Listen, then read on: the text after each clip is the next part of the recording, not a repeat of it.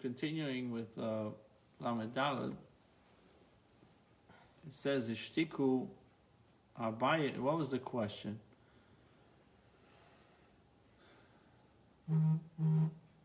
This law applies not only to Tevel, but also to Truma. We accordingly do not need another Mishnah to teach this law with regard to Truma. Evidently, the Mishnah that discusses the case of Tamei Teruma plants that were replanted, is not teaching the law of a non-Kohen. Abaye and Rav Chananya Baravin acknowledge Rav about Masna's objection. Ishtiku, Abaye and Rav Chananya Baravin fell silent. Amrulei, they said to Rav Bar Masna, Midi shemi alach beha. Have you then heard anything in explanation of this difficulty? Amar leu achi amar Rav Sheshet. This is what Rav Sheshet said. Mai asurin lakohanim. When it says they are prohibited to eat, and although the plants are no longer tameh, why? Because they were replanted. Since they became invalid through inattention. What does that mean, inattention? An invalidation that affects only things that were not properly guarded against contamination. They didn't guard it, so maybe it became tameh. But we can assume that as soon as these plants became tameh, the Kohen stopped watching them, ceased to guard them against further exposure to tumah. He said, it's tameh already, I don't care anymore.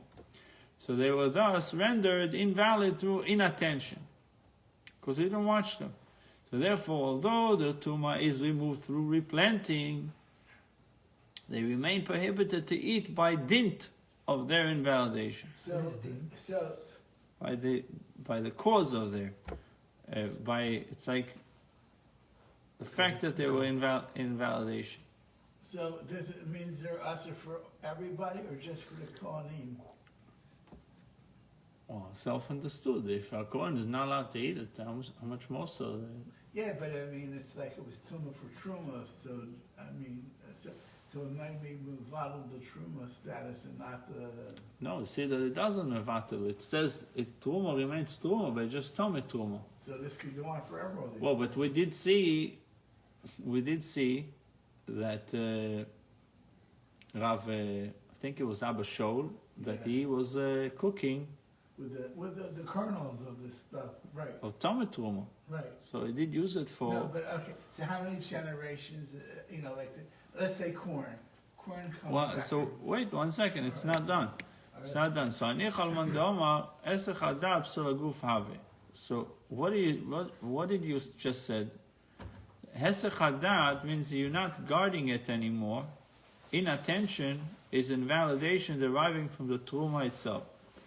Shapir, according to him, this Mishnah is satisfactorily explained, since these plants are therefore prohibited despite the fact that they are Torah. They are Torah, but still cannot be used. According to the one who says, there's one who says that Hesech Hadas, inattention, is Psul Aguf, and one who says Hesech Hadat is Psul Tuma. Inattention is validation of Tuma. When you say Hesech Hadas, Psul Aguf, inattention is invalidation deriving from the Tuma itself, or you can say Hesech Hadas causes invalidation by the possibility of Tuma having affected the Tuma. Michael, remember what is there to say? If even plants that are known to be Tama became Tahor through replanting, it was Tama, now became Tahor, then these plants whose Tuma is in doubt should certainly become Tahor. If you had for sure something that is Tama, was replanted, now it's Tahor. How much more so something that you have a doubt whether it's Tameh that should become Tahor by replanting? Why then does the Mishnah prohibit the Kohen from eating these plants? Even so, because if you say Hesech Hadas, inattention is Psul Aguf, fine. It says that the body of the kernels is no good. But if you say that Esech Hadas is Psul, Tuma, it's the issue of Tuma. The fact that the inattention is the issue of Tuma. What Tuma? We don't have Tuma over here. He replanted it and now it's fine. And it was only a doubt of Tuma. It was a doubtful Tuma. So the Itmar Esech Hadat is that you're not paying attention. In one word, inattention. Rabbi Yochanan Omar Psul Tuma Ave, Rabbi Shimon Lakish Omar Psul Aguf Ave. According to Rabbi Yochanan, Psul Tuma, possibility of Tuma, and according to Rabbi Shimon Lakish, it's Psul Aguf.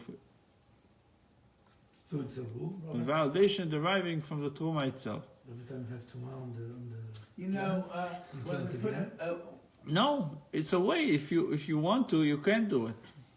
It seems like it's a way to rectify it. It's a way to fix it. so we put up Scott because it's that the plants can't makabel tumor. That's why you have the right, like the mat.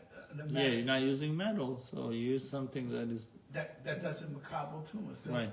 so all these plants that are in the ground, they don't makabel tumor as long as they're growing, no? Or No, he's saying that if you had the grains that were tummy, yeah, and now you replanted the grain, yeah.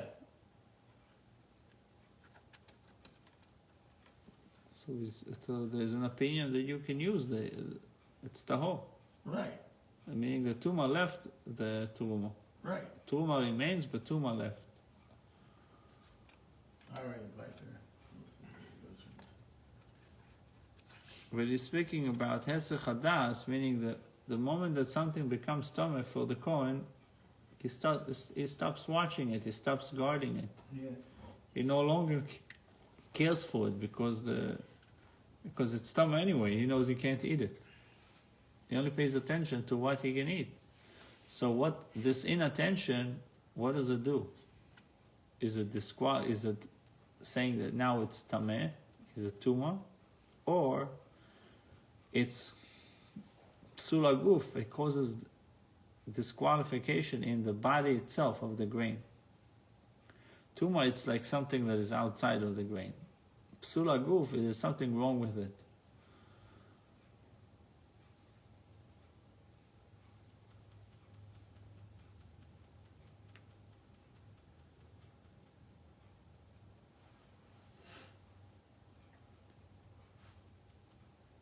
Rabbi Yochanan Psul Tumah Shema Yavo Eliyahu V'Taren.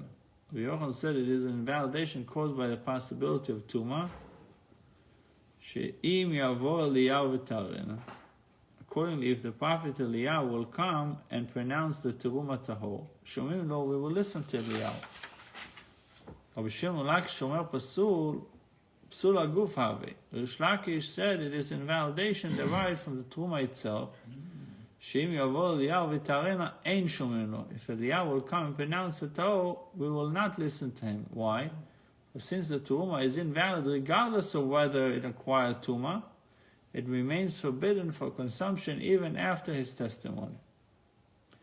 There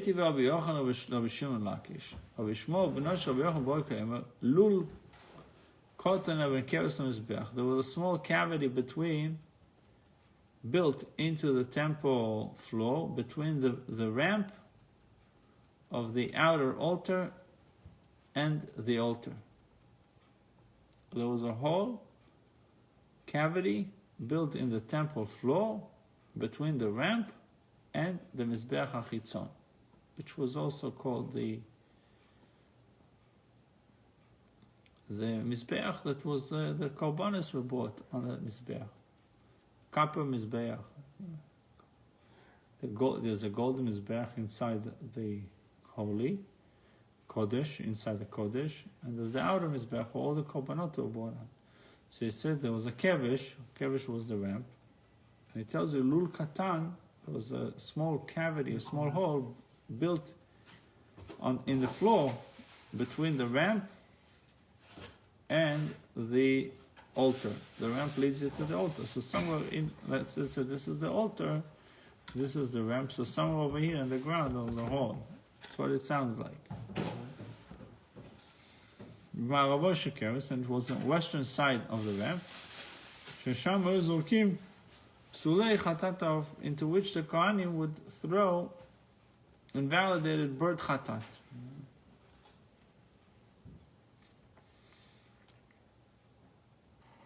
And their appearance would change by being left overnight. And then they would, they would go out to the place of burning. The invalidation for which the bird is thrown into the cavity is obviously one of inattention. Was this a bird like they had a bad shechita, and therefore it became right? So therefore they couldn't use it, and then they put it in this, and then they burned it the next day or something. I don't know. I'm not understanding. There's different levels of invalidation. There's invalidation that is certain. There's validation that is doubtful. Right. So if the invalidation is certain, they would right away burn it. Okay. But if the invalidation is doubtful, they would leave it overnight, and by the inattention, it becomes a valid invalidation, And then they would burn it. So, if you say that inattention is an invalidation caused by the possibility of tuma, all is well. Because of this, that the invalid offering must undergo a change in appearance. How does it go a change in appearance? By being in the hole. Unless the Prophet Eliyahu comes after it is burnt and pronounces the Torah, in which case we will have wrongfully burnt a perfectly valid offering. Eliyahu will come and say, what you burnt was Torah, why did you burn it? But if you say that the inattention is invalidation derived from the offering itself, why do we need to change its appearance? Why do we need to put it in the cavity? Such a change should not in fact be required to burn the offering. This is the rule. Whenever the disqualification, the invalidation, inherent in the offering itself, and is known to have positively occurred, meaning you have a valid invalidation. Yisov miyad must be burnt at once. Bedam uvi ve'olim. In the blood or in the owner. It says in 2, an example of invalidation in the blood is the case of blood that spills to the floor. Uvi ve'olim. And it's lost before being applied to the altar. Yeah, and what's be'olim?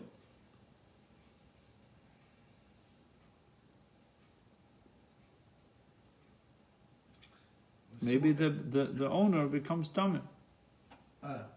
Because of the blood going to the floor? No, unless it touched You have two options. Either it was disqualified because the dam, or the be'olim, the owner himself. What do you do with the bird or the offering? 2 b'atzurosin. You put him in the cavity so that for sure will change, the appearance will change.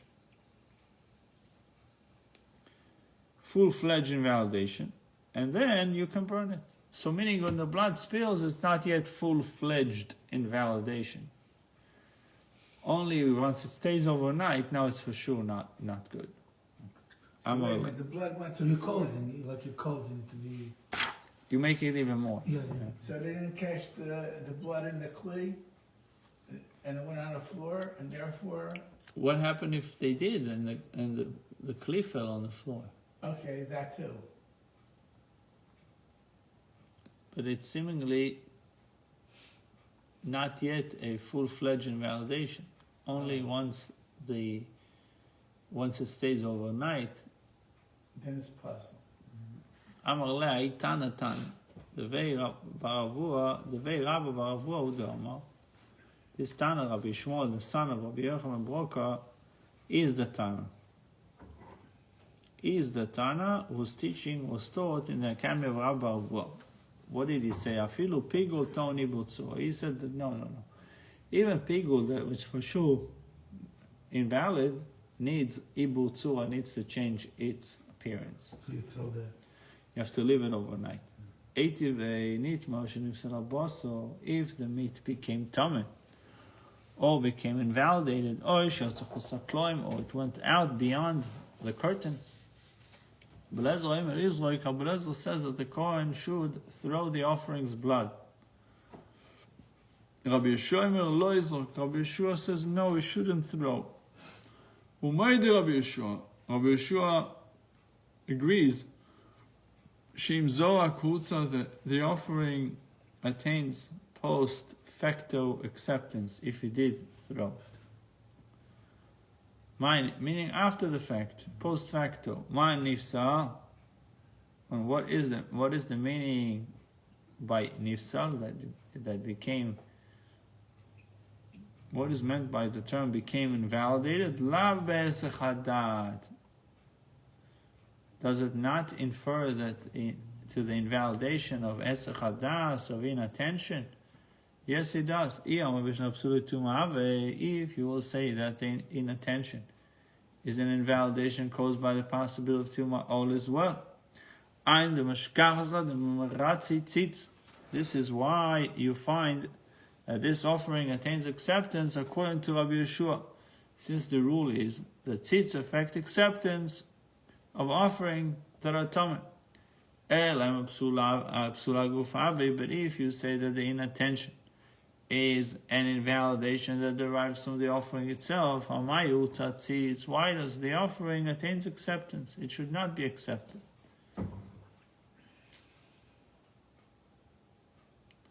So what is he saying?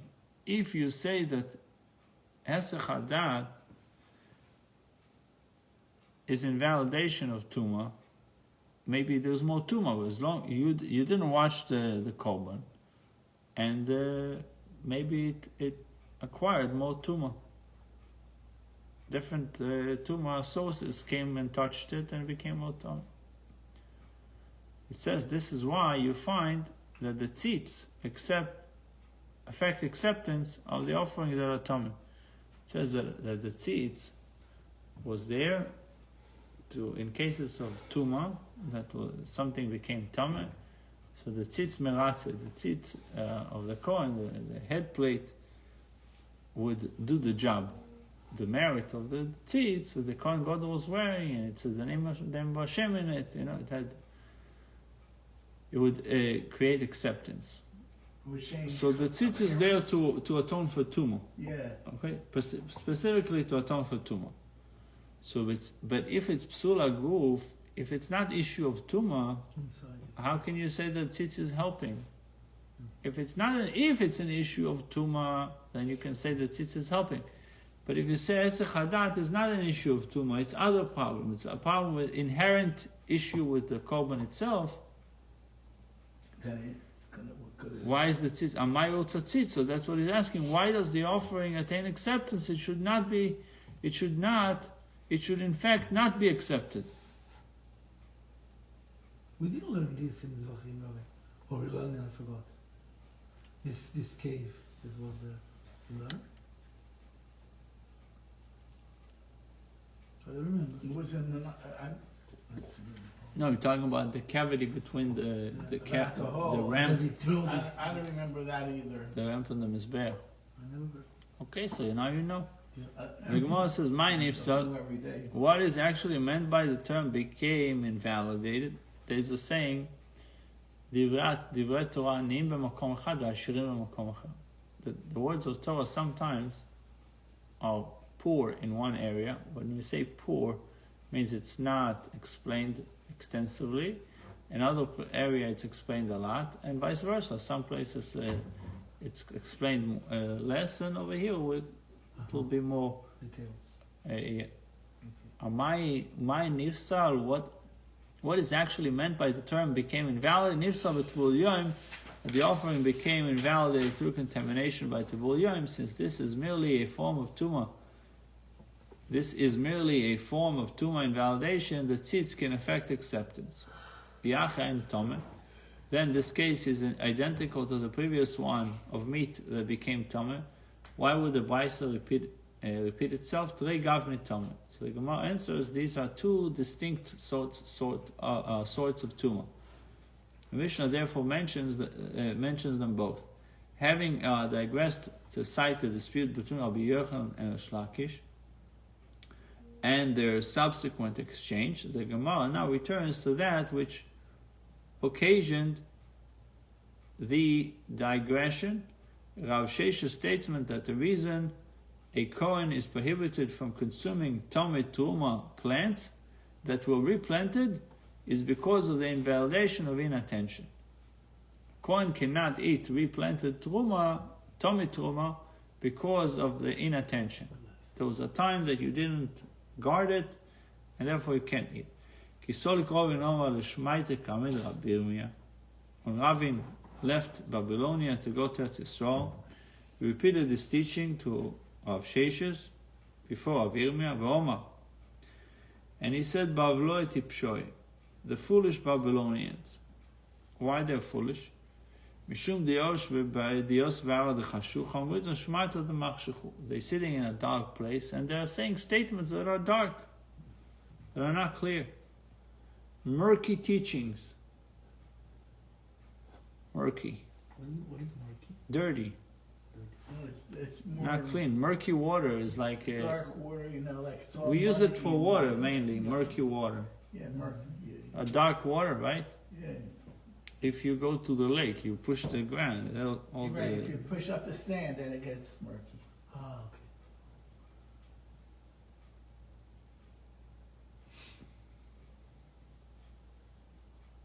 Like, so why he made this that statement?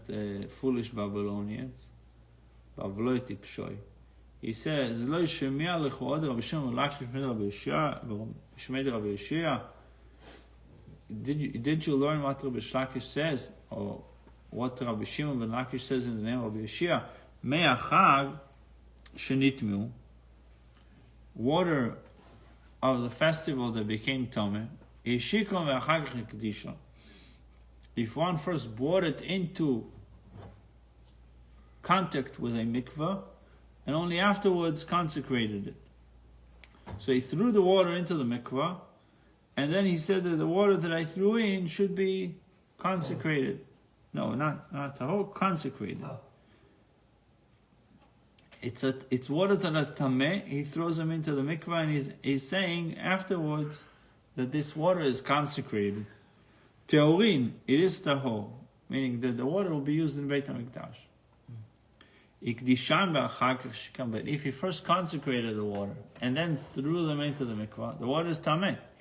He consecrates them because he says, I'm designating them to the Beis HaMikdash, and then he throws the water into the mikvah, they remain tameh.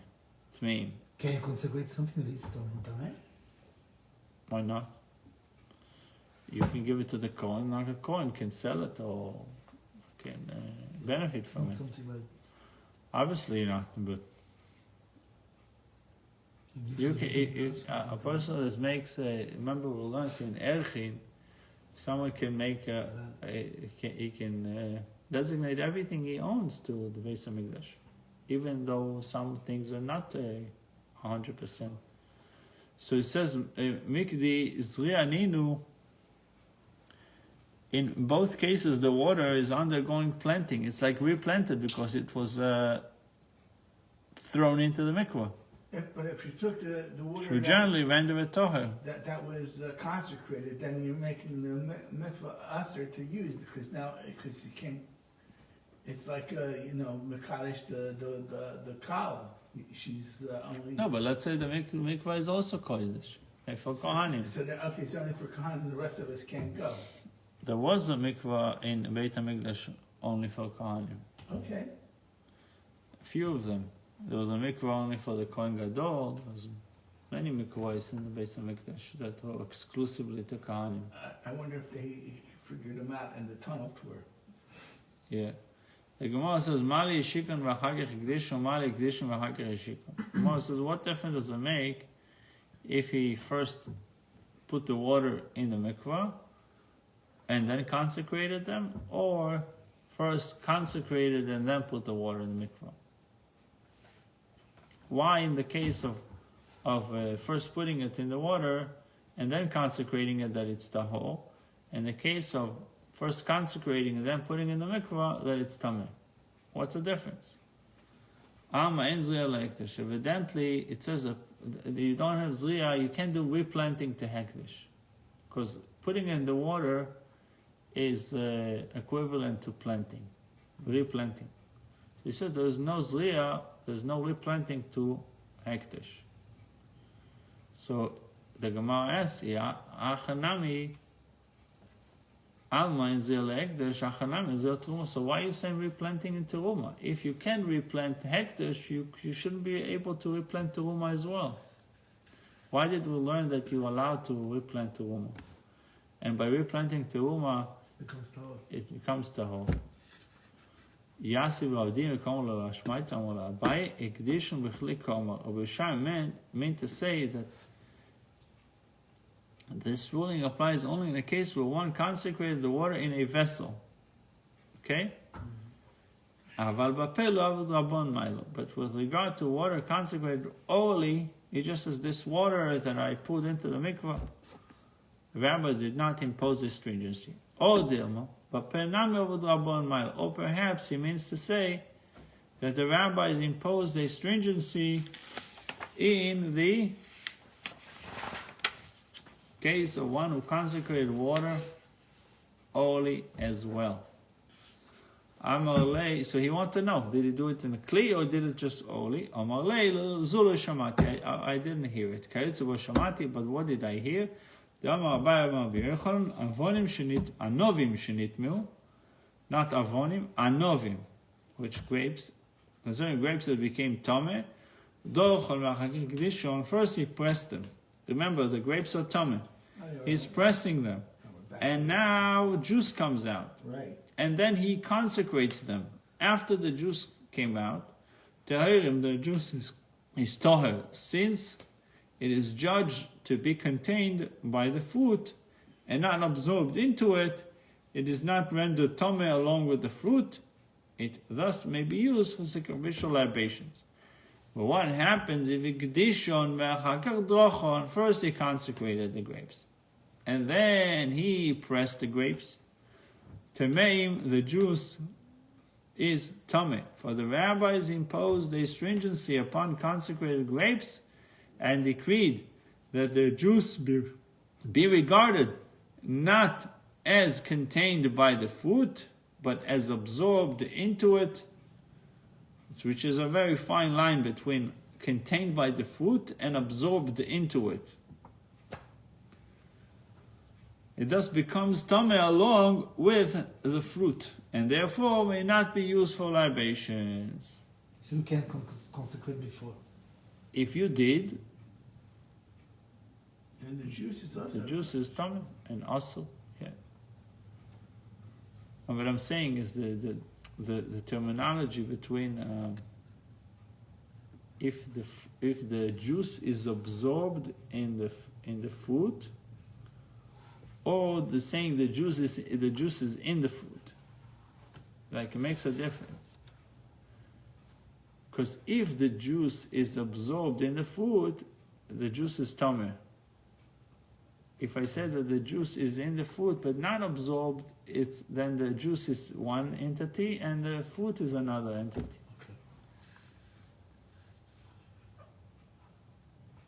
Okay. It says, for the rabbis impose a stringency upon consecrated grapes and decree that their juice be regarded as not as contained by the fruit but as absorbed into it. And if you say that the juice is absorbed, it becomes tameh.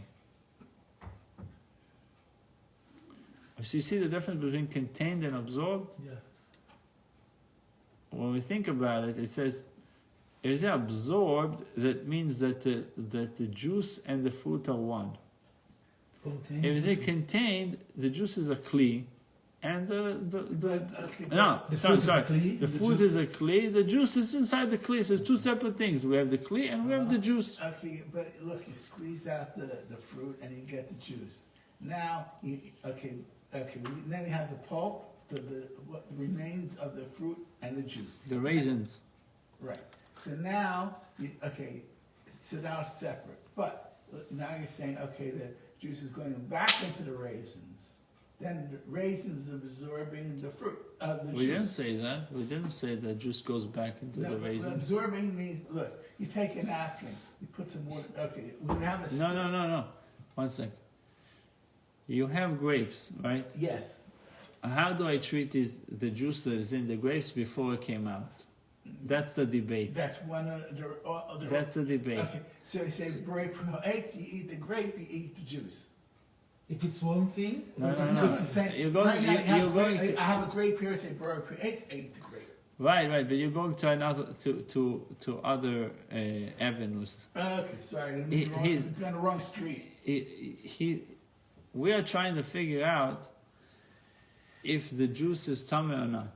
Okay? Okay, Can I use the juice that came out? Can I use the grape juice for libations on the mizbeach, or I cannot use it for libation? okay.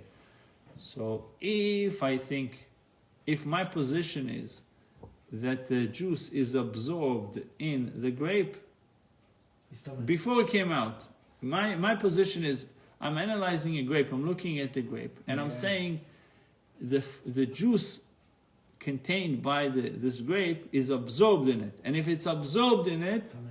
it's tameh, just like that. It doesn't help me that it came out afterward. It's just like the grape is tameh, the juice is tameh, Well, and therefore I I- cannot use it as libation on the mizbeach. I can't But- see that, but all right, go ahead, continue. No, it's like it's in the No, but- flesh of it's but- absorbed in the flesh of the grape. Absorb implies to me that it came out and it went back in, or went, No. like the water on No. the table. on the Absorb napkin. means it's something that is saturated with something. Okay, all right. Look at meat.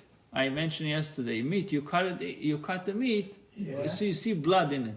So the True. blood was absorbed inside the meat.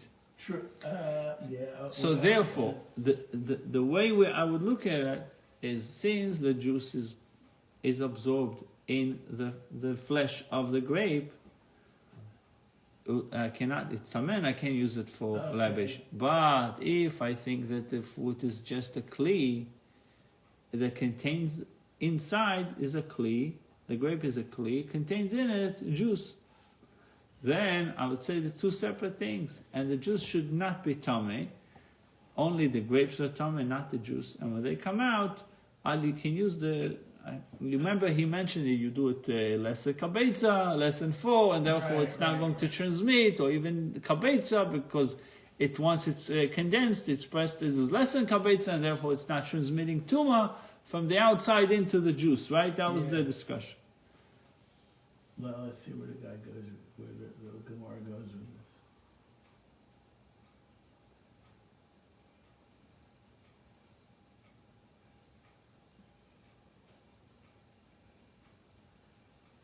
So it says, we learned that if he pressed them and then consecrated them, they are tahor, and if he first consecrated and then pressed them, the juice is tameh. And what is the difference? Why, if he pressed them and afterwards consecrate them, they are tahor? Because we want to say that hekdesh cannot be corrected. Meaning, hekdesh that became tameh cannot be corrected. So in this case, if he pressed them and he pressed tameh grapes and the juice came out and only then he consecrate them, then it's not a problem because the juice is no longer tameh, so he can consecrate it. But if he first consecrated the grapes, and it's like I'm correcting hekdesh. I'm trying to correct hekdesh by getting the juice out of the grapes, it's not going to do it. It's the same idea as consecrating the water and saying this water is kadosh, and putting it into a mikvah, it's too late. The mikvah is not helping me to purify that water. Va'anovim the kedushas peninu. So we also had the dilemma: was it kedushas peh or kedushas kli? He consecrated only the water, or he consecrated the kli. Right? He had a kli in his hand.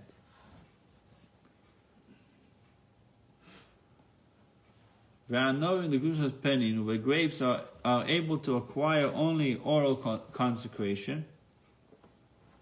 It says this is because in 25 it says this is because why grapes are able to acquire only oral consecration. So he says because a clay shoros, which is a serving vessel, can consecrate only that which is fit for it, namely wine, but not the grapes themselves, which have no sacrificial use. This is a good point. It's something to remember. The clay shoros is only effective if this is clay shoros, meaning that it's a consecrated vessel, can only consecrate the content that goes in on the condition that the content is useful for Beit HaMikdash. That I can do something with the content.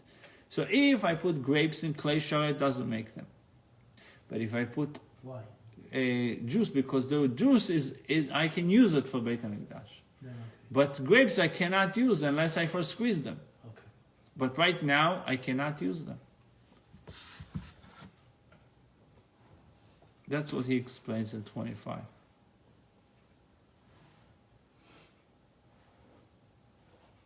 But grapes are able to acquire only oral consecration. And even so, the rabbis imposed a stringency upon them.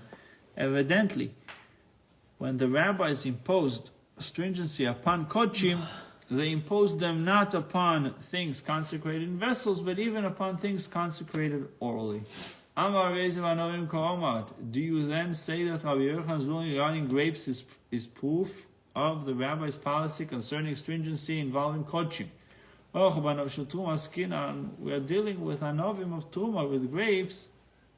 In Rabbi Yochanan's ruling, but we are dealing here in Rabbi Yochanan's ruling not with grapes of kodshim, but with grapes of truma. What's the difference between grapes of kodshim and grapes of truma?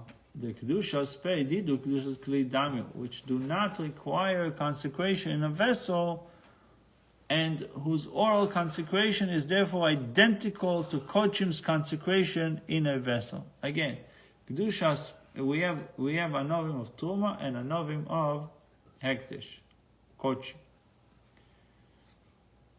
So we are dealing here with truma, not with grapes of kodshim. Truma, you don't need a vessel. So there, the grapes could be truma. Let's see, which do not require consecration of vessel. You can consecrate them orally. Oral consecration is therefore identical to kodshim consecration of vessel. It's the same way that kodshim acquires consecration in a vessel, truma acquire consecration orally. Avalani devoikli, with regard to these festival waters, which do require consecration of vessel, but perhaps the rabbis did not impose a stringency upon them if they were only consecrated orally. The Gemara draws an inference from Rabbi Yochanan's ruling regarding pressing tamei grapes, the question, and questions it on the basis of Rabbi Yochanan's early ruling concerning this same subject. The Gemara infers, if one first pressed them, truly mean to imply even if one pressed many grapes at once, the juice is tahor. But we learned yesterday, the name of Rabbi Yochanan, that you cannot press a lot of grapes that are tameh together and then use it for sacrificial libations. Rather, he has to do it in less than egg volume. How does Rabbi Yochanan say here that even when one presses a large measure of tamei grapes, the juice remains tahor? Seemingly contradiction of Rabbi Yochanan. Because it takes a lot of grapes to make juice. But you can't. What do you mean? You need to make the size of an egg. Because you'll be transmitting tumah from the grapes to the juice. So he said the only time that you're not transmitting tumah is if you do it less than an egg. So suddenly over here, Rabbi Yochanan doesn't say it anymore. He says you can press a lot of them in one shot. Right. So Right. how does it work? Yeah. Seemingly contradiction to Rabbi Yochanan. So if you wish, you can answer. You may say that here too Rabbi Yochanan simply means that one may press less than an egg volume of grapes at a time. That's the way you should do it. Less than an egg volume at a time. Or Hasam the liberation. Or if you wish, you may say that there, where one is limited to less than an egg value, Rabbi Yochanan deals with grapes that came into contact with a person that was a Rishon. The grapes themselves therefore became a Sheni. The person was Rishon, the grapes is Sheni, and therefore are able to generate Tuma in the juice that emerges from them. The juice will be Shlishi. One must therefore take care to squeeze less than an egg volume of these grapes at a time, lest the grapes render the juice tummy. But here, Rabbi Yochanan dealing with grapes that came into contact with a Sheni, and if the grapes are Sheni, the grapes themselves are therefore, the grapes will touch something that is Sheni, so the grapes are Shlishi, and are unable to generate Tuma in the juice, and therefore you can squeeze as many as you want, and not a problem, because the grapes are Shlishi.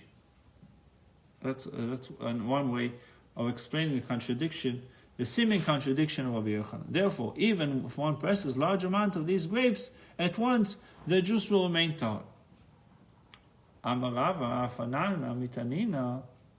So the Gemara returns to the explanation given by Rabbi Yirmiyah above, that the reason Tameh plants of Truma that were replanted are forbidden to eat is because of a special stringency imposed upon them. They go cite various brises to demonstrate the frequency of similar stringencies in laws regarding holy things. So meaning there's a special rule when it comes to holy things.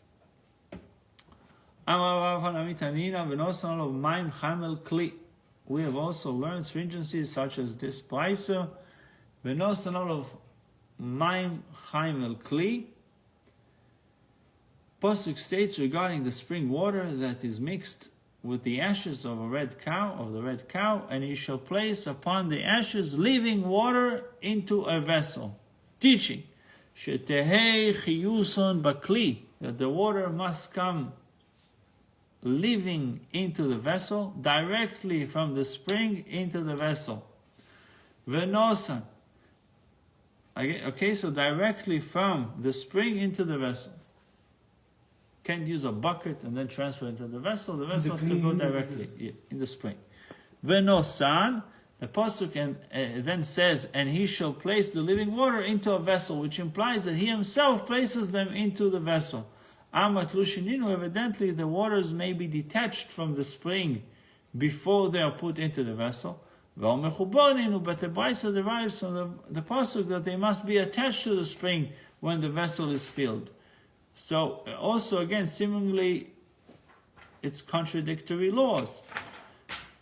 Ela Milo. Rather, you must say that the Baita discusses not a biblical law, but a stringency imposed by the rabbis upon this water, by which they demanded that the vessel be filled directly from a spring. Achinam Milo, likewise, with here regarding Talmid Teruma, that was replanted, the rabbis imposed a stringency upon it. It therefore will not become fully tahor through being planted in the ground. So continue, God willing, tomorrow. So Tzvi Taylor needs a refuah shlem in the hospital. I don't know if you know that. I didn't. So we should have a refuah shlem. Yeah, because Yossi Rubenfeld.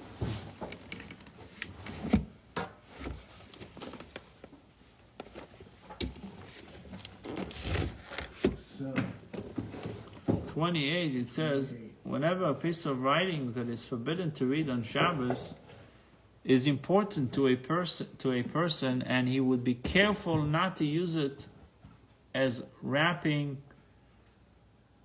for the opening of a flask or the like, meaning he's not going to use it for any other thing because the paper is important for him. It's like, let's say you have a title or a deed or ksuba, something that you cannot read on Shabbos, you're not going to use it to close a kli or something. It is forbidden to move the piece of writing on Shabbos. The rationale is that the writing is muktzah. Since it is unfit for any purpose on Shabbos, therefore, our authorities will forbid moving a valid bill of divorce which is ready to be used for that purpose, as will be explained in Evan Ho'ezer. Section 136. Consult that source.